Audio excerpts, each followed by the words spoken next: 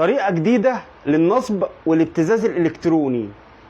بعد ما نشرت الفيديو الخاص بالعقوبة المقررة لأي حد ياخد صورة حد ويحطها على موقع جنسي، جات لي كمية قصص واستشارات في الموضوع ده والله مرعبة. من ضمن القصص دي اللي لازم نخلي بالنا منها عشان أي حد ممكن يقع فيها، خصوصا المراهقين اللي هم من 18 ل 25. قصة الابتزاز عن طريق الفيسبوك.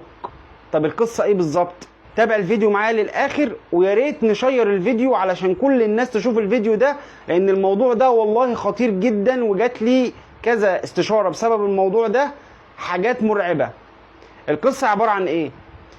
واحد بيكون قاعد على الفيسبوك عادي، فحد يبعت له طلب إضافة أو طلب صداقة، وبعد كده يبدأ يتكلم معاه على أساس إن هو بنت. بعد كده البنت دي بتطلب المفروض منك ان انت تكلمها فيديو كول، فبعد كده تروح مكلمك فيديو كول. لما تكلمك فيديو كول في حاجة من الاتنين، يا اما بتستخدم الذكاء الاصطناعي علشان تبين قدامك، هو اساسا ما بتبقاش بنت، بيبقى ولد، يبين قدامك ان في واحدة بتكلمك وانت بتتخدع في الكلام ده، يا اما بيكلمك او بتكلمك وايه وبتقول لك ان هو الصوت مش عارف فيه ايه مش عارف ايه بتاع، لحد ما انت ايه تبدأ تندمج معاها وتتكلم معاها. تقوم هي مصوراك وانت عريان.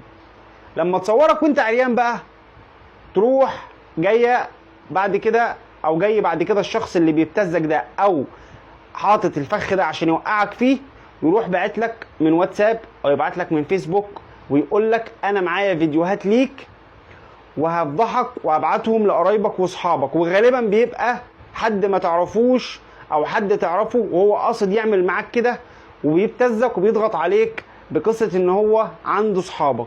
فيا ريت يا جماعه ما نضيفش حد ما نعرفوش وما نكلمش حد فيديو كول احنا ما نعرفوش. وبعد كده الشخص ده بيعمل ايه؟ بيبدا يطلب منك الارقام اللي انا سمعتها واللي جات لي 20,000 جنيه علشان خاطر ما ابعتش الفيديو لحد. وطبعا انت لو بعت 20,000 جنيه يطلب منك 20,000 جنيه و20,000 جنيه تاني و10,000 جنيه تاني و5,000 جنيه تاني، هيبدا يستنزفك.